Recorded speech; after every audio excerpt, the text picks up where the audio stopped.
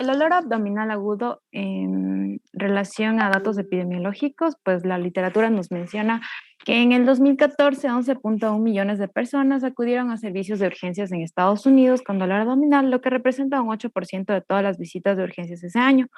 Pero ¿cuál es la relevancia de este síntoma clínico aquí en el Ecuador? Pues que de acuerdo a la fuente de registros estadísticos de camas de egresos hospitalarios del 2018, se encuentran como causas entre las 5 principales de morbilidad. Entre ellas son la apendicitis aguda y la colelitiasis. Entonces podemos entender la relevancia de este síntoma clínico. Bien, el dolor abdominal se subdivide en 3 tipos, tanto el visceral, el somático parietal y el dolor referido. El dolor abdominal está dado por varios factores. En primer lugar es el estímulo. El estímulo del dolor y es también recibido obviamente por los receptores. Existen varios receptores, más adelante los vamos a ver.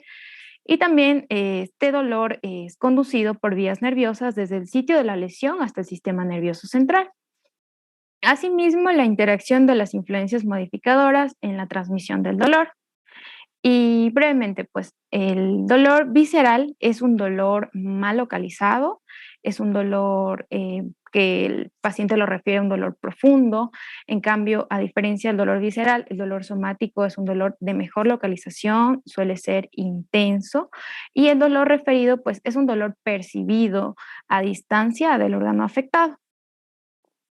Y aquí una ilustración, la parte derecha es la ampliación de la izquierda o sea, ¿por qué es importante esto? Pues aquí vemos la distribución de las terminaciones nerviosas que nos van a ayudar sobre todo en la característica del dolor que refiere el paciente y el por qué. Por ejemplo, en las terminaciones nerviosas, tanto en la serosa, en el mesenterio, en las arterias mesentéricas, pues estas están involucradas en la recepción del dolor. Y estos receptores involucrados no solo conducen la sensación del dolor, sino también cambios en la secreción, en la motilidad y en el flujo sanguíneo. Es por esto que los pacientes con síndrome de intestino irritable, ellos tienen una alteración de la sensibilidad y lo que sucede en el intestino es que aumenta la secreción y la motilidad. Bien, el dolor visceral, ¿cómo se produce?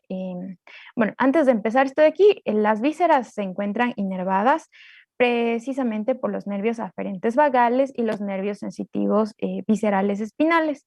Estos nervios sensitivos viscerales espinales a la vez están subdivididos en los esplácnicos y estos esplácnicos, bueno, estas vías nerviosas se conducen a través del sistema nervioso simpático y parasimpático.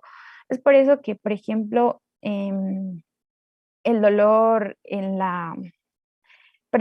dolor en los nervios, en los órganos pélvicos es transducido a través del sistema nervioso parasimpático. Bien, en este dolor visceral se encuentran 4 tipos de receptores sensitivos. En primer lugar están los quimiorreceptores. Estos son muy sensibles a un estímulo nocivo que se ubique en la luz de algún órgano. En cambio, los mecanorreceptores tónicos y los mecanorreceptores de umbral alto están involucrados más bien en una distensión mecánica, por ejemplo, del uréter o por ejemplo del riñón. Asimismo están los receptores sensitivos viscerales, los nociceptores. Estos nociceptores, en cambio, se involucran en procesos inflamatorios, por ejemplo, la peritonitis. Muy bien, una vez que el dolor recibido en las vísceras es traducido a través del sistema nervioso y a través del sistema nervioso central, no solo termina aquí, sino también que se dirige a la corteza somatosensitiva, que es el sistema lateral del dolor, y asimismo al sistema medial del dolor, que es el cíngulo. Es por eso que los pacientes que refieren un dolor abdominal, pues también está involucrado su parte. Ya, clínicamente este dolor visceral, bueno, ya lo había mencionado, está originado en órganos abdominales cubiertos por un peritoneo visceral, pero la causa del estímulo es un estiramiento o una distensión. o una isquemia, asimismo en las arterias, por ejemplo, en las arterias mesentéricas, o una inflamación. Em, Como lo podemos ver en esta imagen de aquí, nos ilustra una compresión, una distensión o una inflamación que puede ocurrir en las vísceras. La característica de este dolor es que es un dolor referido tipo cólico, suele estar asociado a síntomas vegetativos. Asimismo, es un dolor sólido, es un dolor profundo, es un dolor mal localizado. ¿Y por qué es mal localizado? Porque estas fibras que conducen el dolor, estas fibras aferentes viscerales, se entrecruzan a nivel de la segunda neurona en la médula espinal con las fibras somáticas parietales. Es por eso que, por ejemplo, un dolor de origen biliar suele referirse a la espalda. Ahora sí, en relación al dolor somático parietal, el dolor somático parietal está dado por fibras A delta. La importancia de estas fibras A delta no es solo que receptan el dolor, sino también que están involucradas en el tacto, en la propiocepción y en la vibración. Y bueno, ¿y qué es lo que causa el dolor somático parietal? Es la estimulación de la hoja parietal del peritoneo, el peritoneo diafragmático y la raíz del mesenterio, así como el retroperitoneo. Las características de este dolor en contraste con el dolor visceral, es que es un dolor bien localizado, es un dolor por lo general referido como agudo o punzante o lacinante y se agrava por el movimiento de la vibración.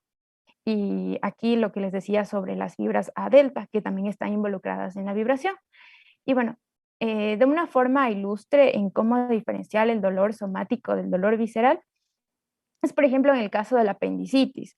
La apendicitis inicia como un dolor periumbilical o también puede ser referido en el mesogastrio y en sí está dado por la oclusión de la luz apendicular.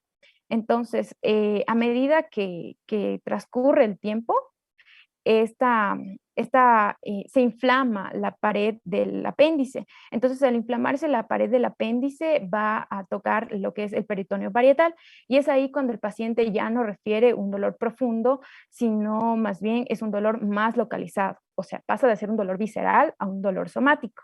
Más adelante veremos a profundidad esto de aquí. Y el dolor referido, bueno, como su título lo dice, es un dolor percibido en zona a distancia del órgano enfermo o del órgano afectado. ¿Y por qué se da esto de aquí? O sea, ¿por qué recordamos estas bases anatómicas y fisiológicas? Pues para entender más adelante las diferentes patologías en relación al abdomen agudo. Bueno, el dolor referido en sí está dado, por ejemplo, em, por una convergencia de neuronas. ¿Y por qué se da esto? Bueno, aquí un ejemplo. Existe un absceso sufrénico en esta ilustración. ¿Y qué pasa? Que este tipo de dolor es transducido por la neurona aferente visceral de primer orden, pero existe una conexión también en el mismo nivel de la médula con neuronas espinales de segundo orden, y esta conexión también está dada por las neuronas aferentes somáticas de primer orden, en cambio por el músculo del hombro, por ejemplo el deltoides. Entonces es ahí cuando se transducen este tipo de dolor y nuestro cerebro lo capta como si fuera un dolor somático cuando se trata de un dolor visceral. Bien, la importancia del... Un par de palabras ahí antes de que continúes. Y claro, ahí nosotros tenemos lo clásico que es el dolor que se irradia al hombro en el dolor vesicular, ¿no es cierto? El dolor apendicular que inicia en epigastrio. Pero más allá de eso, no sé si ustedes alguna vez han tenido esta sensación de no solamente dolor, porque esto puede ser percibido también como otras sensaciones, por ejemplo, prurito, tienen un prurito localizado por su mente en un lugar, pero cuando ustedes llegan a rascarse en ese lugar, no es ahí, porque no sienten el alivio y definitivamente buscan el lugar y lo encuentran en otro sitio.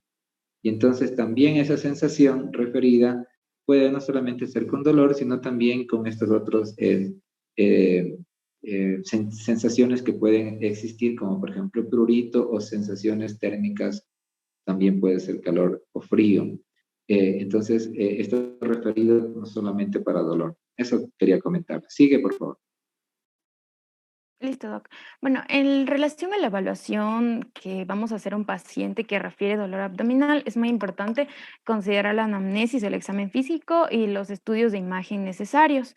En relación a la anamnesis, pues siempre consideremos la edad del paciente, la cronología del dolor, o sea, la fecha, la forma del dolor, las características del dolor, el sitio de localización del dolor, si el dolor se irradia y si el paciente presenta antecedentes, por ejemplo, enfermedades metabólicas hereditarias y también los síntomas asociados, porque incluso existen cierto tipo de patologías por ejemplo, muestran de una, o sea, son más característicos, por ejemplo, síntomas digestivos como las náuseas, el vómito, ¿ya?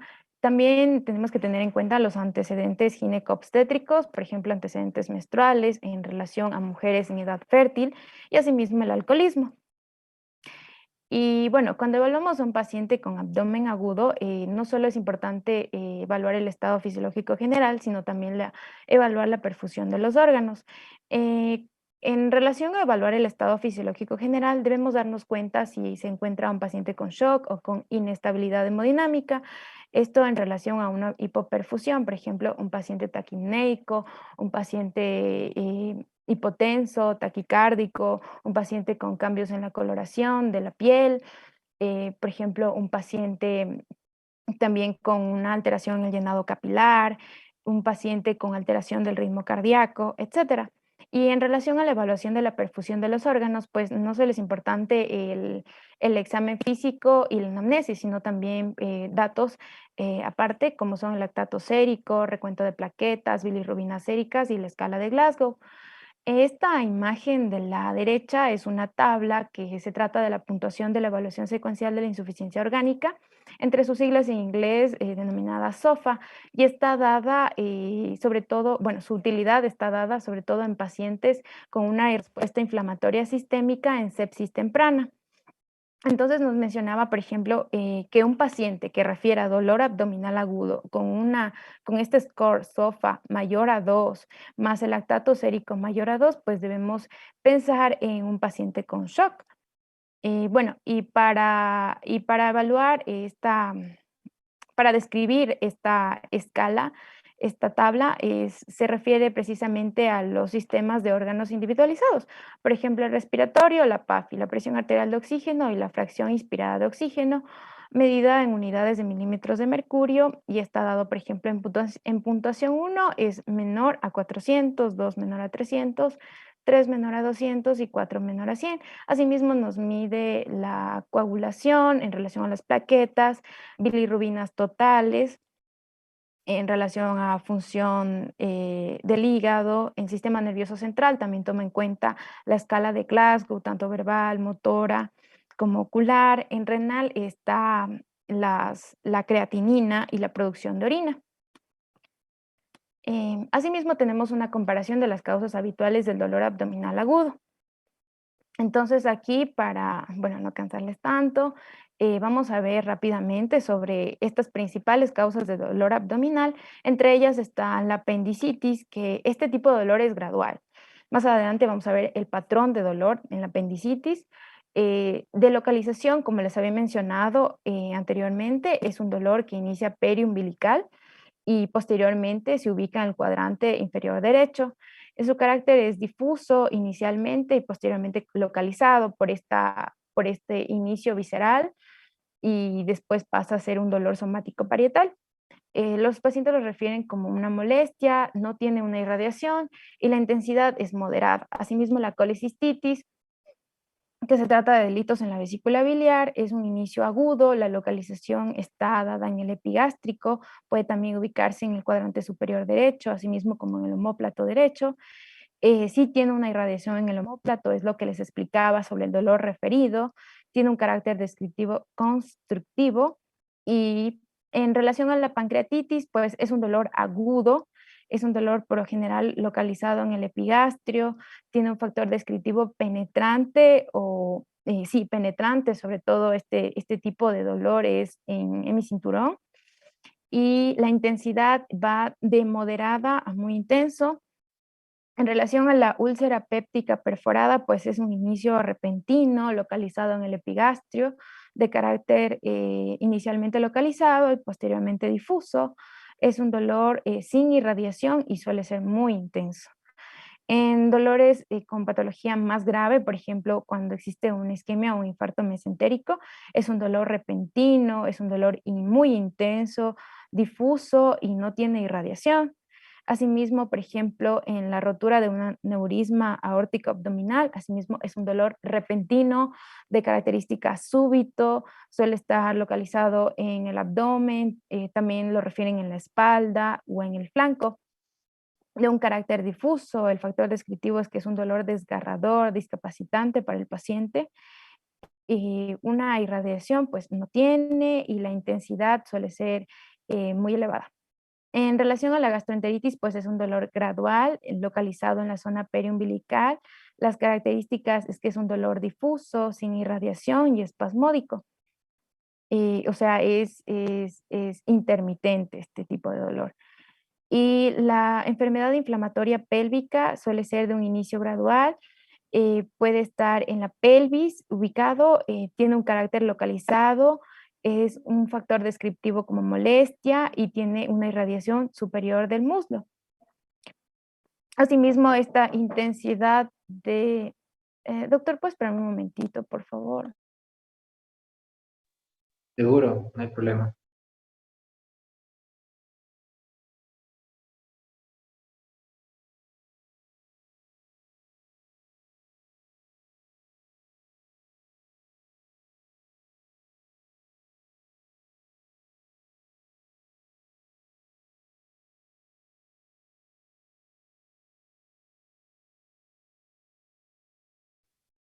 Listo. Ya volví. Ya, y el último carácter es la rotura del embarazo ectópico, que suele tener un inicio repentino, una localización puede estar en el cuadrante inferior, asimismo también puede estar en la pelvis, es un dolor localizado, el factor descriptivo es que es agudo y la radiación pues no tiene, y una intensidad es que este dolor es moderado.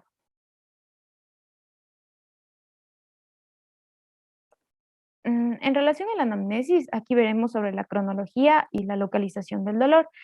En la cronología, pues se encuentran diferentes patrones de dolor. En esta tabla tenemos dos variables, tanto la intensidad como el tiempo. Como les había mencionado antes, existen tipos de dolor, por ejemplo, muy súbitos, de inicio súbito, de intenso, y esto bueno, se ilustra como la línea celeste, que es un dolor que con el tiempo no cambia. Es un inicio muy súbito, muy intenso y, por ejemplo, aquí podríamos pensar en un aneurisma aórtico abdominal o una perforación de una víscera. En cambio, cuando se trata de dolores, por ejemplo, intermitentes, podemos pensar en un dolor de origen biliar. Asimismo, en un tipo de dolor abdominal, por ejemplo, en esta línea A, que con el tiempo remite este dolor, podríamos pensar en una gastroenteritis. Asimismo, un dolor que con el tiempo el dolor es gradual, o sea, aumenta con el tiempo, podríamos pensar en una diverticulitis o en una apendicitis. Y en la localización del dolor, pues es importante considerar la ubicación del dolor en relación a los cuadrantes o en las regiones del abdomen. Por lo general, en un dolor en el hipocondrio derecho nos habla de alguna alteración en el hígado.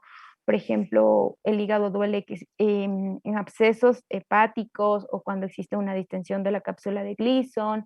Asimismo, por ejemplo, alteraciones en las vías biliares como una colecistitis, una colangitis. Asimismo, podríamos pensar en una pancreatitis, aunque sabemos que la pancreatitis por lo general suele ser un dolor referido.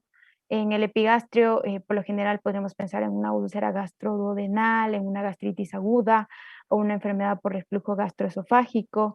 En cambio, en el hipocondrio izquierdo, pensaríamos en un absceso esplénico, en un infarto esplénico, una rotura de vaso. Y también el mesogastrio, pensaríamos en gastroenteritis, obstrucción intestinal o una ruptura asimismo del aneurisma de aorta o una apendicitis aguda de inicio precoz. En la fosa ilíaca derecha, el tipo de dolor sugestivo de aquí es la apendicitis aguda o una enfermedad inflamatoria intestinal. También podríamos pensar en una salpingitis o en el caso de mujeres en edad fértil, en un embarazo ectópico, una endometriosis. En el hipogastrio pensaríamos en una cistitis o en un embarazo ectópico igualmente, en una endometriosis, asimismo en una enfermedad pélvica inflamatoria. Y en relación a la fosa ilíaca derecha, pues pensaríamos en una diverticulitis aguda, en un cólico renal, en una pielonefritis o un síndrome de intestino irritable. Y también lo importante de la anamnesis en relación al dolor y en cuanto a la intensidad y el carácter.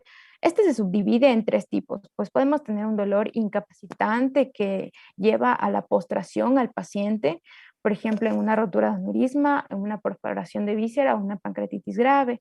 También existen dolores de aparición gradual y estos están dados, por ejemplo, en una obstrucción intestinal o en un cólico renal y en dolores de aumento gradual con el tiempo, por ejemplo, la apendicitis aguda, y es lo que les explicaba en los patrones de dolor. También existen factores agravantes y factores de alivio. Por ejemplo, la posición que toma un paciente con peritonitis. Por lo general se encuentra tumbado en una cama e inmóvil. Asimismo, en relación a la ingesta de la comida, por ejemplo, hay pacientes que refieren que después de una comida grasosa o copiosa presentan un dolor en el cuadrante superior derecho que puede llevarnos a pensar de origen biliar.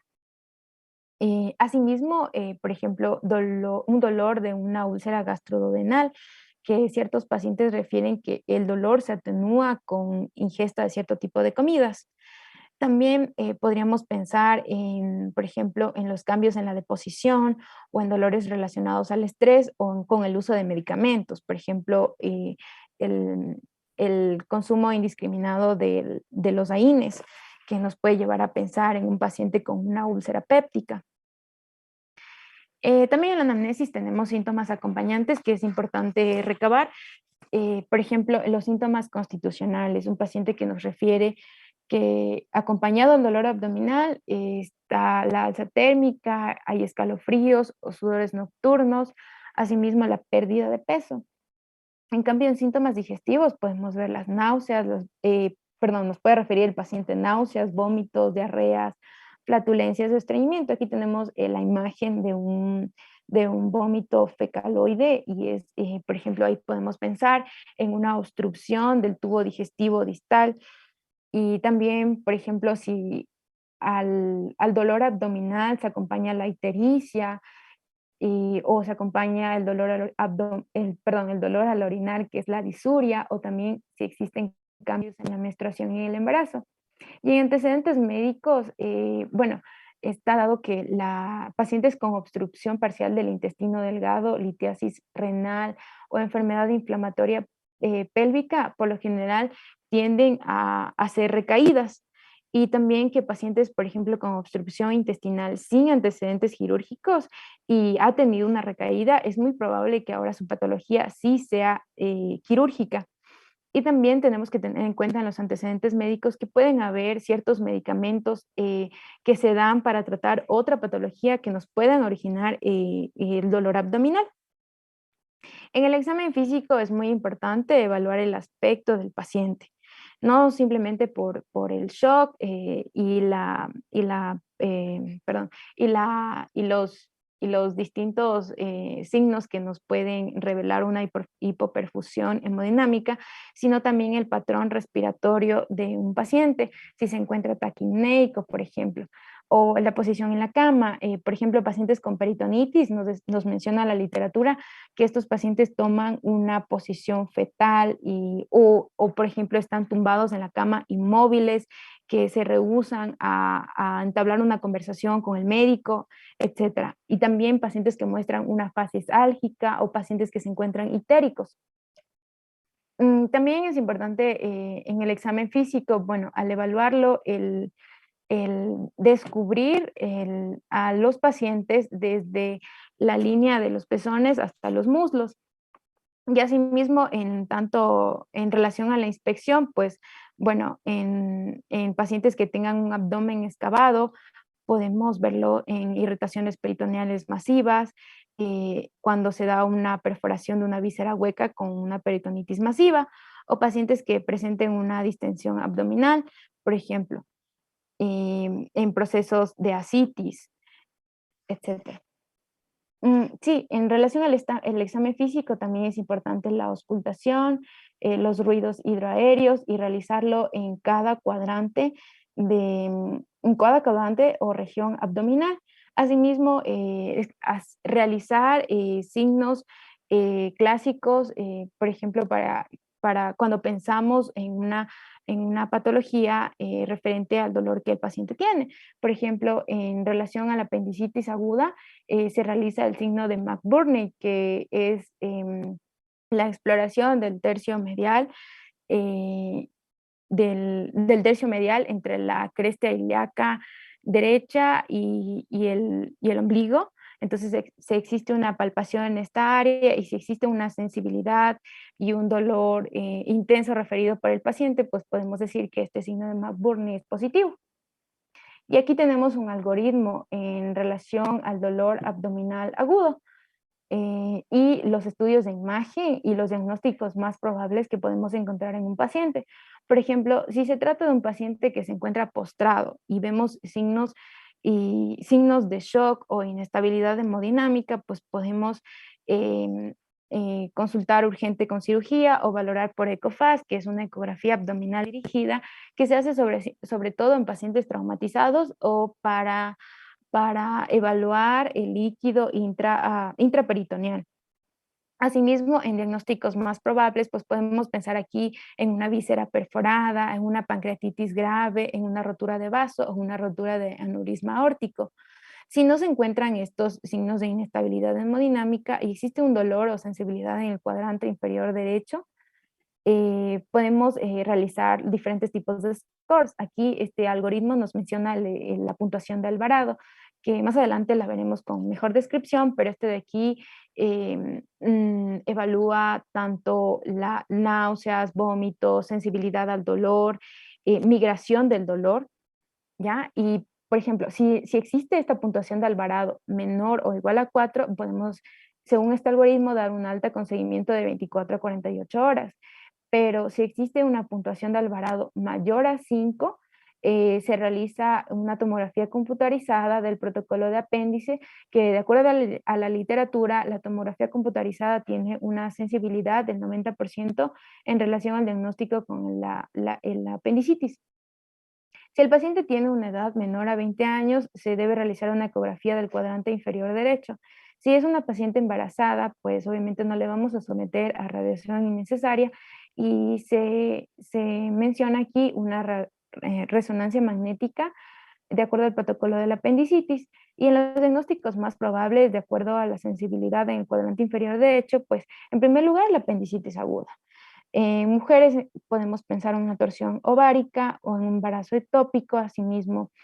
Por ejemplo, también cuando se trata de un dolor de inicio gradual en el cuadrante superior derecho, más antecedentes de molestias postprandiales, se debe realizar una ecografía y cuando no se encuentra este tipo de dolor, pero existen síntomas asociados, por ejemplo, las náuseas, vómitos, estreñimiento, distensión abdominal o una cirugía abdominal previa, debemos, en relación a la evaluación, pedir una radiografía de abdomen superior o una tomografía con contraste oral, de acuerdo al protocolo en obstrucción de intestino delgado.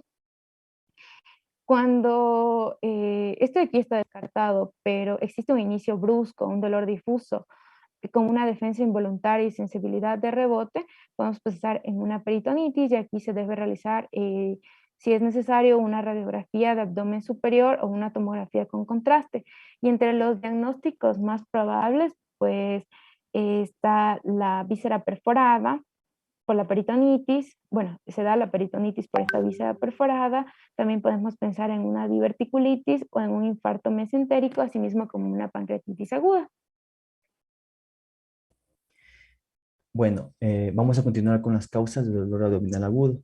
Primero, debemos entender que el dolor abdominal agudo se define como un dolor de menos de una semana de duración. Existen muchísimas causas para este dolor, pero el 35% de las consultas en urgencia son por dolor abdominal inespecífico, como podemos ver aquí en el gráfico, El 17% corresponde a los casos de apendicitis, el 15% a la obstrucción intestinal, el 6% de los pacientes acuden por enfermedad urológica, del 1 al 4% por pancreatitis, enfermedad diverticular o enfermedad biliar, y un 15% corresponden a otras causas. Pásale, por favor.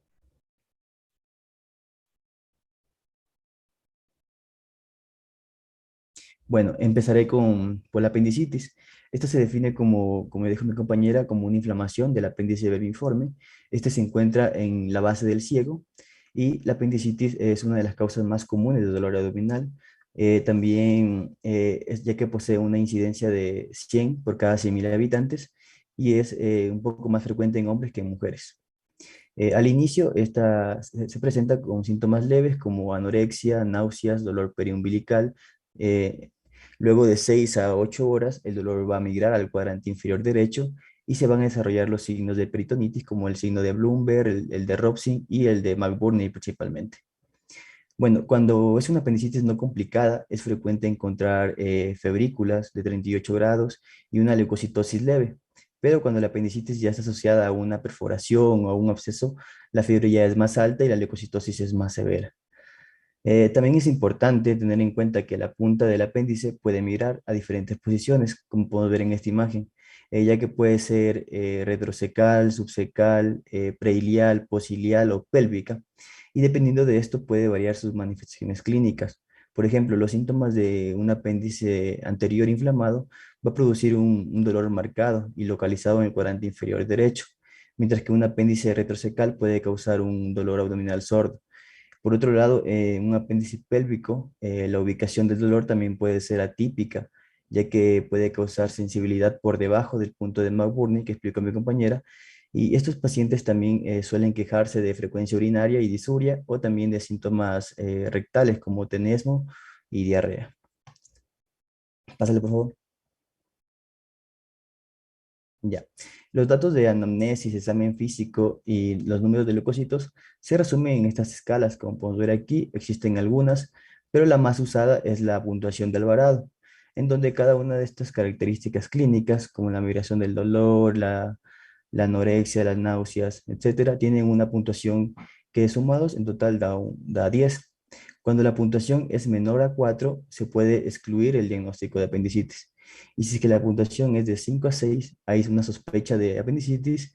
De 7 a 8 nos indica que hay una apendicitis probable. Y si es que es de 9 a 10, indica que la apendicitis sí es posible. Sin embargo, el diagnóstico no se lo debe realizar solo en base a estas escalas y debemos apoyarnos en técnicas de imagen para poder confirmar esta sospecha diagnóstica. Como puedo ver aquí también está la escala de la Air Score y la escala de Ripasa, que prácticamente tienen la misma dinámica, tienen síntomas, signos de laboratorio, que tienen cada una diferente puntuación y dependiendo de cuán mayor sea la puntuación, más será la sospecha diagnóstica. Pásale, por favor. Bueno, en este cuadro podemos ver las ventajas y las desventajas de los estudios de imagen para la apendicitis. Como podemos observar, la tomografía computarizada, esta es la más indicada ya que posee una alta precisión diagnóstica y también tiene mayor disponibilidad en comparación con la resonancia magnética. Los signos de apendicitis que podemos observar en la tomografía son la inflamación de la grasa periapendicular, la presencia de líquido en el cuadrante inferior derecho y la imposibilidad de poder llenar el apéndice con el medio de contraste, ya que está obstruido. Sin embargo, la tomografía no se debe usar en niños y en mujeres gestantes debido a la radiación. En estos casos se usan otras técnicas de imagen como la radiografía o la resonancia magnética. Pásale, por favor. Ya. Respecto a la enfermedad biliar aguda, los pacientes acuden a emergencia y pueden presentar un cólico biliar o una colicistitis aguda. El cólico biliar, este es un síndrome de dolor en el cuadrante superior derecho. Generalmente es postprandial y también está ocasionado por la obstrucción transitoria del conducto cístico por un cálculo biliar y suele durar menos de 6 horas. En cambio, la colicistitis aguda, el dolor es muy parecido al cólico biliar, pero la diferencia es que la obstrucción es persistente en el conducto cístico. Este dolor también se puede irradiar hacia la espalda y es frecuente que los pacientes se acompañen de otros síntomas como náuseas, vómitos y febrículas. El signo de Murphy también es positivo. El signo de Murphy consiste en dolor que provocas cuando se comprime la vesícula biliar al mismo tiempo que el paciente realiza una inspiración profunda. Jorgito, También, te puedo interrumpir ahí un favor importantísimo. sí, Parece que la doctora no les había comentado sobre cuando expongan con la cámara prendida, por favor. Eso de aquí en adelante, así que ya le pedí a la chica anterior que lo haga, hazlo por favor ya, tú también. Y todos los expositores tienen que hacerlo con la cámara prendida, ¿ya? Por favor.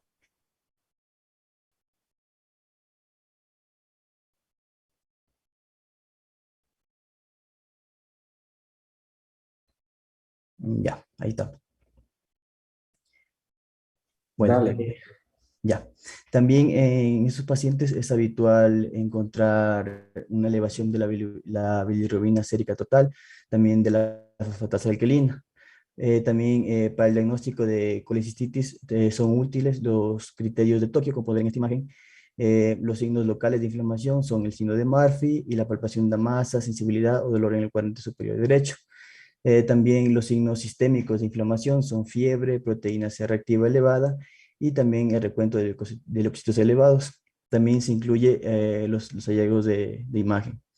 Para un diagnóstico definitivo debe encontrarse un signo local y un signo sistémico o un hallazgo de imagen cuando hay una sospecha clínica de una colecistitis aguda. Pásale, por favor. Ya, para los hallazgos de imagen, aquí se usa la ecografía, ya que esta nos permite visualizar los cálculos biliares que están obstruyendo el conducto cístico. Además, podemos observar el signo de Murphy ecográfico. Este consiste en el hallazgo de cálculos con engrosamiento de la pared de la vesícula biliar, también el líquido pericolecístico y también el dolor en la comprensión de la vesícula biliar debido a la sonda ecográfica. Este signo también nos ayuda en el diagnóstico definitivo de la colecistitis aguda. Bueno, respecto al tratamiento, la mejor manera es la colecistectomía antes de las 48 horas. Sin embargo, aquellos pacientes que tengan una edad avanzada, que se encuentren taquicárdicos, con engrosamiento de la pared de la vesícula biliar y con leucocitosis, tienen mayor riesgo de una colecistitis gangrenosa. Por ello se requiere de una colecistectomía abierta de urgencia. Ya. Bueno, por otro lado, aquellos pacientes que presenten la triada de Charcot o de Charcot, esta está constituida, como podemos ver aquí en esta imagen, un dolor en el cuadrante superior derecho, por fiebre y escalofríos y también por ictericia.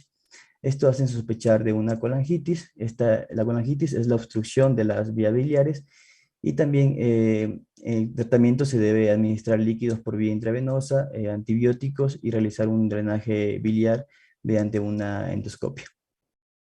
Pásale, por favor. Mikey, cuando tenemos pacientes, perdón, buenas tardes con todos. Buenas tardes. Nosotros cuando tenemos colecistitis y colangitis existen los criterios de Tokio. Entonces, para que todos sepan y más o menos se orienten, son unos criterios diagnósticos que nos dicen si es que tenemos una sospecha o un diagnóstico definitivo. Y a la vez nos da criterios que hacen que nos den la severidad de la patología. Y según eso, seguimos la antibiótico-terapia seguir y también qué conducta tomamos. Entonces, siempre que valoramos un paciente, sospechamos y tenemos un diagnóstico, es muy acertado que en gastro se coloque en base a estos criterios, ¿ya? Para que no se olviden. Continúa nomás. Ya. Bueno, respecto a la obstrucción intestinal, esta ocurre cuando se interrumpe el flujo normal que se encuentra en el contenido interluminal y también se puede deber a varias causas. Por ejemplo, en pacientes pediátricos, lo más habitual son la invaginación intestinal y las malformaciones congénitas como la malrotación y el divertículo de Meckel. En los adultos, la mayoría de los casos se debe a las adherencias postoperatorias, a las hernias encarceradas, a las enfermedades inflamatorias intestinal y a las neoplasias malignas. Esta obstrucción del intestino delgado se caracteriza por un dolor periumbilical espontáneo e intenso. Luego suelen aparecer también síntomas acompañantes como náuseas, vómitos, fiebre, taquicardia y también signos de contracción de volumen como la hipotensión ortostática. La distinción abdominal también es común, pero es difícil distinguirla en pacientes obesos. En la auscultación del abdomen se va a percibir borborismos hiperactivos. En la percusión y la palpación del abdomen se va a encontrar sensible. Cuando existen también signos peritoneales, nos va a dar la sospecha de isquemia o de una perforación intestinal. Y la leucocitosis y la acidosis láctica también nos va a dar una sospecha de una isquemia intestinal. Ya, respecto a las técnicas de imagen, la radiografía simple es diagnóstica cuando se observa la dilatación de las heces del intestino delgado, también con niveles hidroaéreos y un colon descomprimido, como podemos ver aquí en esta imagen del centro. Ya, y la tomografía, en cambio, esta solo se la usa más para establecer un mejor diagnóstico y una localización exacta de la obstrucción intestinal. Ya, bueno, respecto al tratamiento inicial, se hace un reposo intestinal y se administran líquidos por vía intravenosa, una descompresión nasogástrica y se hace una observación estrecha del paciente. Cuando ese tratamiento inicial fracasa o si existe signo de obstrucción completa, es necesaria una intervención quirúrgica. Pásale, por favor. Ya, para entender la diverticulitis aguda, es necesario entender qué es un divertículo. Este divertículo se define como una protuberancia en forma de saco de la pared del colon, y la diverticulitis es el resultado de una perforación ya sea microscópica o macroscópica de este divertículo. Y esto se puede dar por una inflamación diverticular o necrosis focal. Bueno, el dolor abdominal es la queja más común de estos pacientes con diverticulitis aguda. El dolor suele estar ubicado en el cuadrante inferior izquierdo debido a la afectación del colon sigmoide y también suele ir acompañado de fiebre, estreñimiento y leucocitosis. En la exploración física se halla mayor sensibilidad en el cuadrante inferior izquierdo y también en algunos casos se puede palpar una masa. En casos leves hay signos de peritonitis localizada, y en casos graves se pueden hallar signos de peritonitis generalizada. Esto va a dificultar el diagnóstico, ya que se pueden también ser causas de otras vísceras perforadas.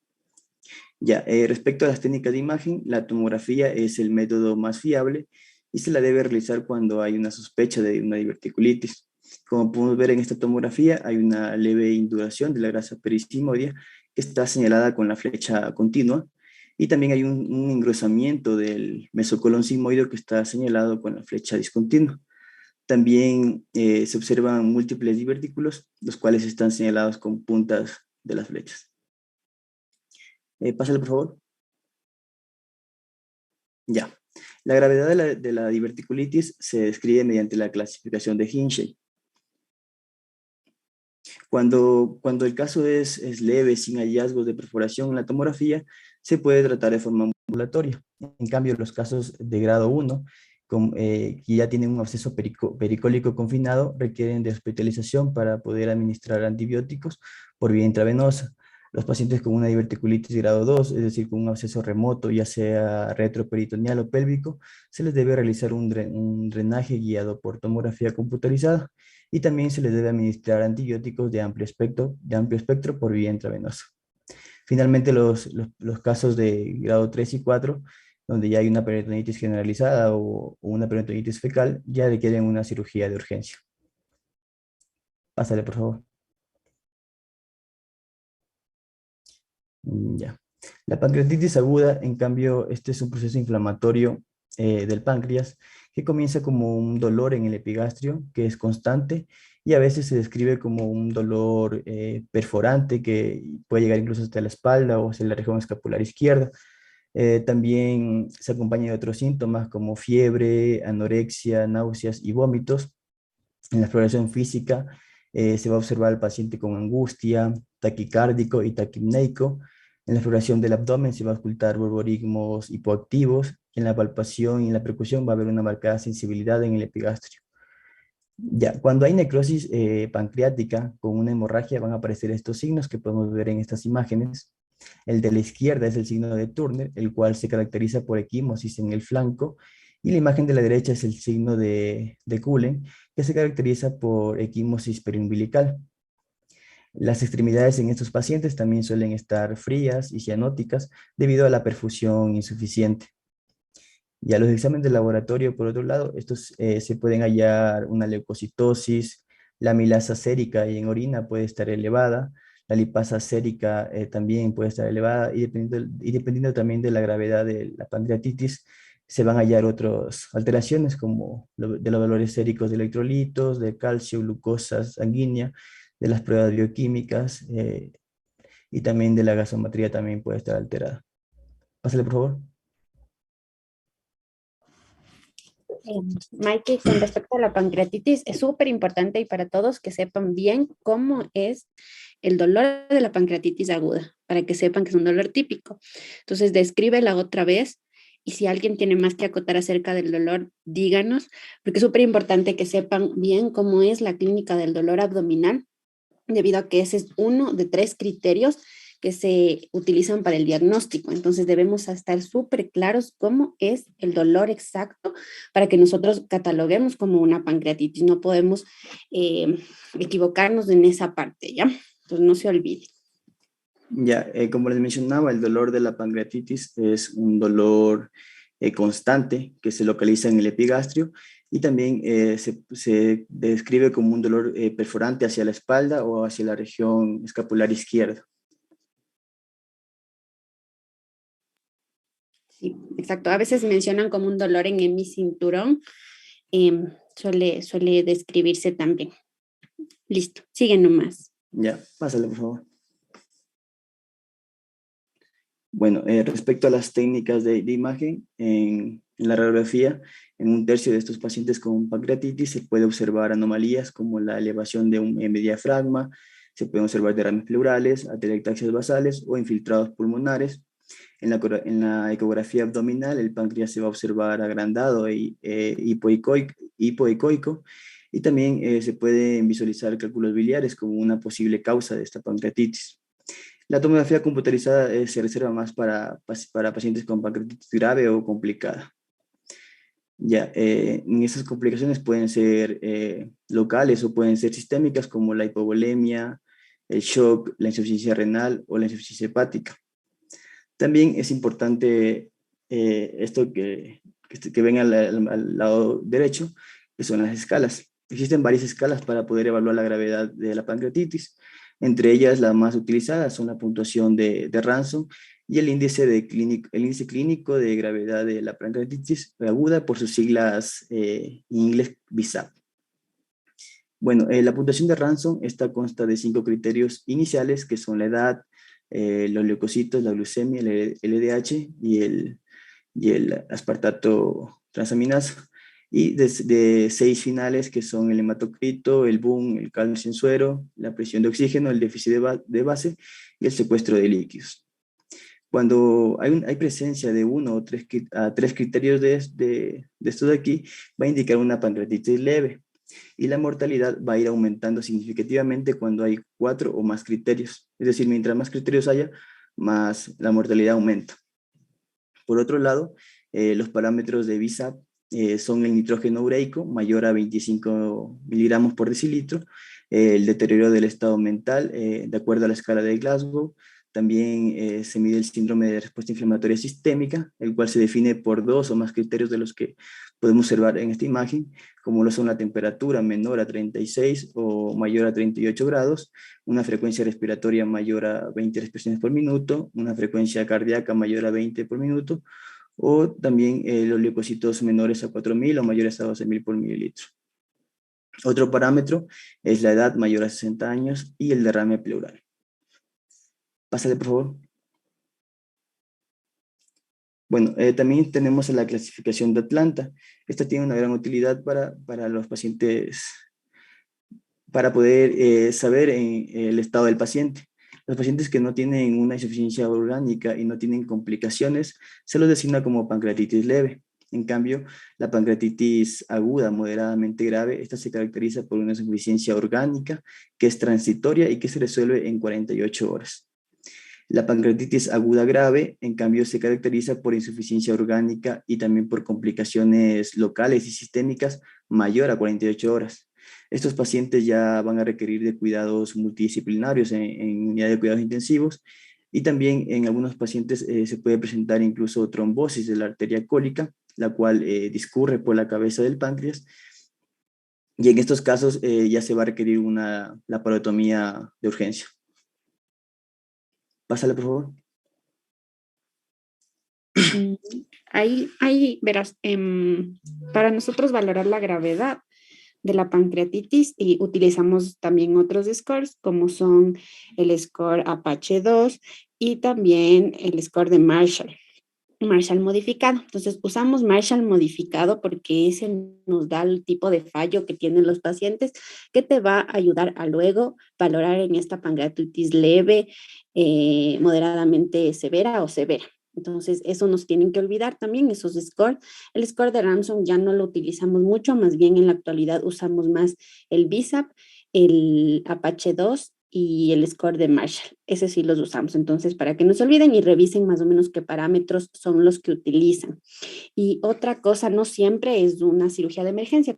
Como me decías, no te escuché muy bien, pero hoy por hoy casi pocos pacientes van a una cirugía.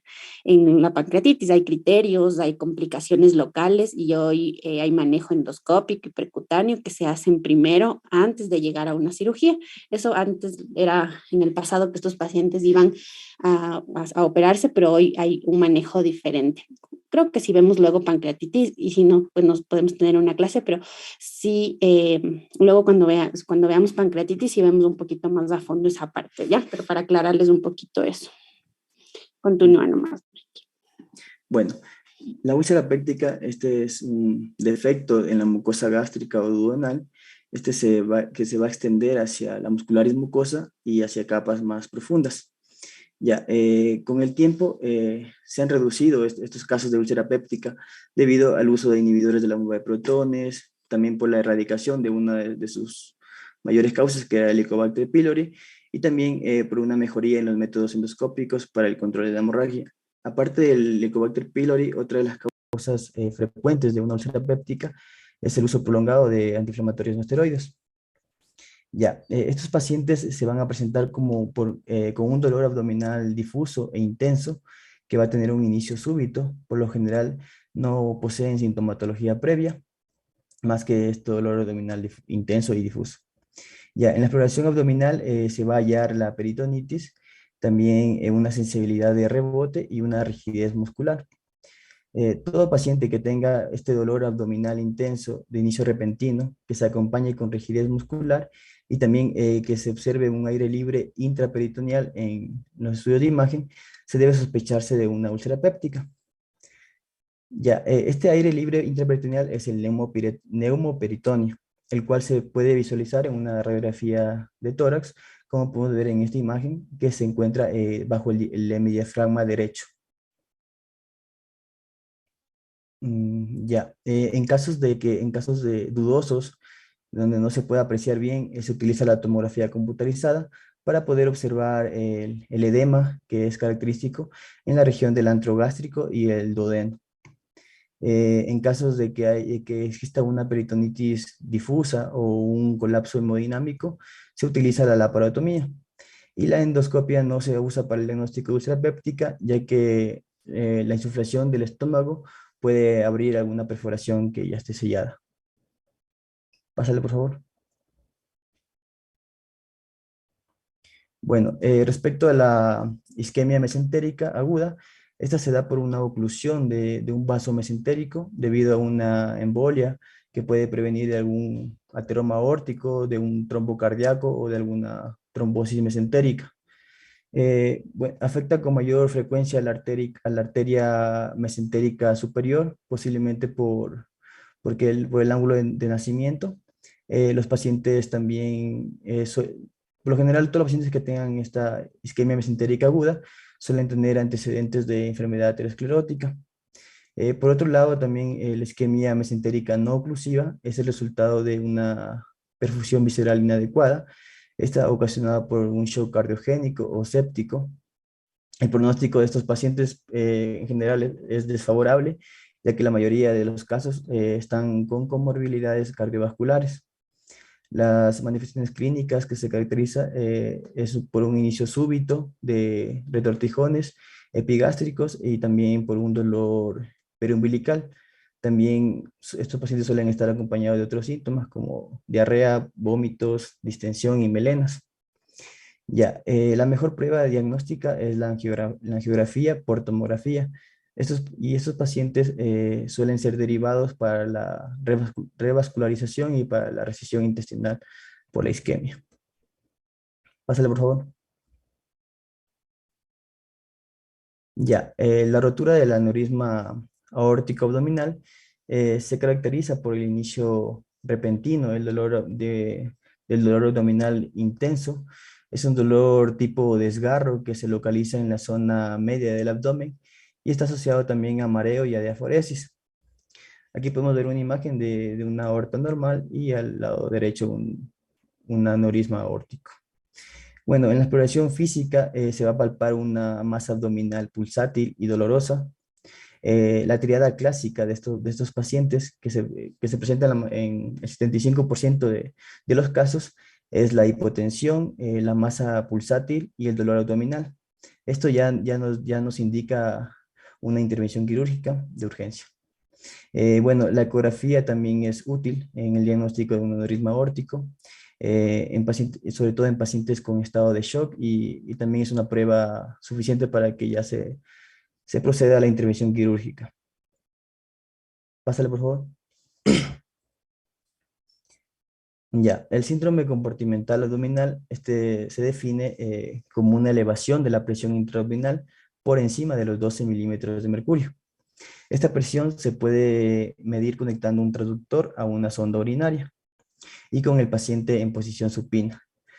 Como podemos observar, en el cuadro de la derecha se encuentran todos los factores de riesgo que pueden causar una hipertensión intraabdominal y por lo tanto el síndrome compartimental abdominal. Entre ellos se encuentra la acidosis, la diálisis peritoneal, la disfunción hepática, la pancreatitis, traumatismos, quemaduras, reposición masiva de líquidos, etc. Cuando esta presión intraabdominal aumenta, se va a ver afectada la perfusión visceral y por eso el primer órgano afectado es el riñón, por lo que la insuficiencia renal es el primer signo del síndrome compartimental abdominal. Bueno, también aquí hay una clasificación del síndrome compartimental abdominal que podemos observarlo en el cuadro de la izquierda. El grado 1 se define como una presión de 12 a 15 milímetros de mercurio, el grado 2 de 16 a 20 milímetros de mercurio, el grado 3 de 21 a 25 y el grado 4 es mayor a 25 milímetros de mercurio. El tratamiento no quirúrgico para el síndrome compartimental de bajo grado consiste en una descompresión gástrica, también la sedación y el bloqueo neuromuscular y también en algunos casos el uso de diurético. En cambio, en un paciente con un síndrome compartimental abdominal de alto grado, la laparotomía con creación de un abdomen abierto es el tratamiento más eficaz. Bueno, aparte de todas estas causas que ya he mencionado, existen muchísimas causas más que son causas intraabdominales de dolor agudo. Entre ellas se encuentran problemas ginecológicos como quistes ováricos, endometriosis, sarpingitis aguda, etc. También la dispepsia funcional, la pielonefritis, la hepatitis vírica, la linfadenitis mesentérica, también son causas intraabdominales de dolor agudo.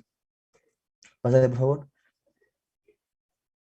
Ya, pero el dolor abdominal agudo también puede provenir de causas extraabdominales y de enfermedades sistémicas, como podemos ver en estos cuadros, de causas cardíacas como endocarditis, torácicas como el empiyema, la esofagitis, el neumotórax, hematológicas como la anemia, la leucemia, metabólicas como la diabetes, el hipertiroidismo, infecciosas puede ser la fiebre tifoidea, la sífilis, neurológicas como la epilepsia abdominal o las radiculopatías. Y otras causas también pueden ser el angioedema, la confusión muscular o la fiebre mediterránea familiar. Ya, en estos casos, la intervención quirúrgica No suele ser tan necesaria, pero hay excepciones, por ejemplo, en los casos de neumotórax, empiyema o perforación esofágica, si se necesita una intervención quirúrgica. Pásale, por favor. Ya, existen también circunstancias especiales en donde el diagnóstico y el tratamiento se vuelve más complejo. Esto es debido, por ejemplo, en el caso de las edades extremas, es importante mantener un alto índice de sospecha y realizar una historia clínica minuciosa para poder lograr un buen diagnóstico. También es importante conocer cuáles son las causas del dolor abdominal aguda dependiendo de la edad. Por ejemplo, en la primera infancia, los más comunes son la pielonefritis, el reflujo gastroesofágico, la diverticulitis de Meckel y la enteritis, que puede ser viral o bacteriana. En los niños, las causas más prevalentes son las diverticulitis de Meckel, la cistitis, la neumonitis, la enteritis, la linfadenitis mesentérica, la enfermedad inflamatoria intestinal y también puede deberse a traumatismos secundarios por el abuso infantil. En los adolescentes va a predominar la enfermedad pélvica inflamatoria, la enfermedad inflamatoria intestinal y otras causas de adultos como que ya les he mencionado. En el caso del embarazo, las mujeres gestantes van a presentar dificultades para el diagnóstico, ya que también tenemos que hacer un diagnóstico diferencial con diagnósticos obstétricos, como el desprendimiento de la placenta o el dolor, también relacionado con la tensión del ligamento ancho. Ya otro dato que debemos tener en cuenta es que debemos usar estudios de imagen que no tengan radiación, como la ecografía o la resonancia magnética, para evitar así la exposición al bebé. Ya, en casos de que estos pacientes necesiten una intervención quirúrgica de urgencia, existe un riesgo de pérdida fetal y se prefiere el segundo trimestre para estas intervenciones, ya que este periodo va a presentar menor riesgo de teratogenicidad y también menor riesgo de un parto espontáneo.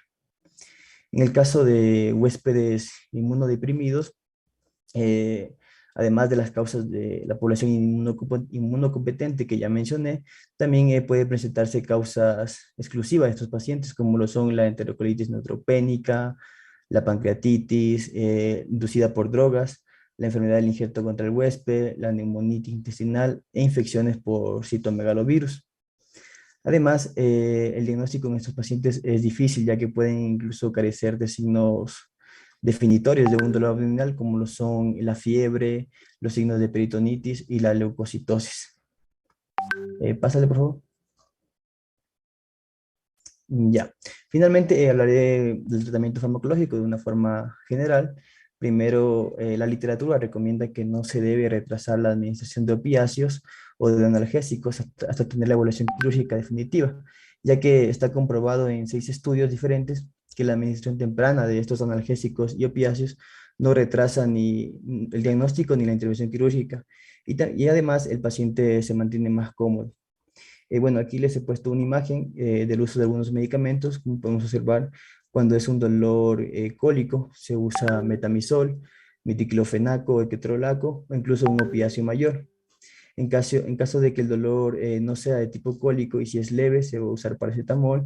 Si es moderado y no tiene riesgos de gastrointestinal o riesgo cardiovascular, se puede usar AINES con inhibidores de la bomba de protones o un opiáceo menor. Y en caso de que sí haya un riesgo alto, se usa el paracetamol o un opioide menor. Ya, si el dolor es severo, en cambio se va a utilizar un opiáceo mayor más un paracetamol o un AINES. También es importante mencionar que se debe administrar antibióticos en casos de infecciones bacterianas y se lo debe hacer cuando ya se alcance un diagnóstico presuntivo. Pero en el caso de los huéspedes inmunodeprimidos, se debe administrar antibióticos de amplio espectro desde el inicio del tratamiento del dolor abdominal agudo.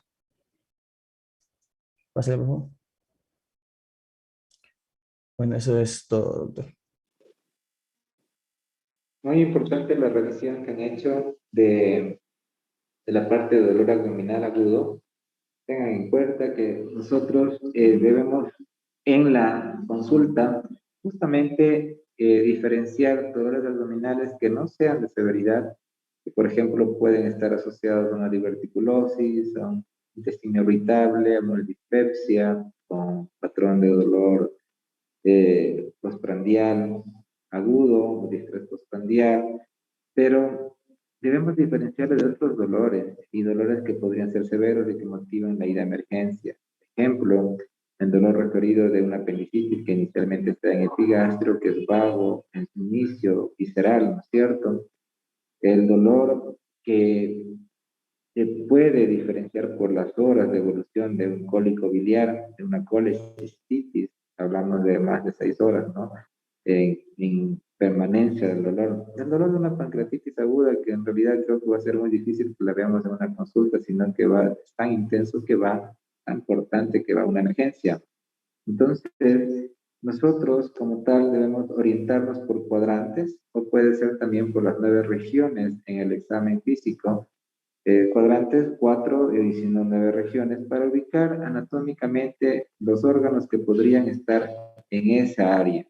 Debemos tener claros los signos peritoneales como resistencia, sensibilidad, rebote en cualquiera de los lugares, la rigidez abdominal, las irradiaciones hacia extremidades y obviamente signos acompañantes. Todo dolor abdominal, recuerden, tiene síntomas vasovagales, náusea, vómito, palidez, diafuresis, y estos van a incrementarse de acuerdo a la intensidad del dolor. Y también tenemos otra cosa importante que es que cada paciente tiene una sensibilidad diferente al dolor.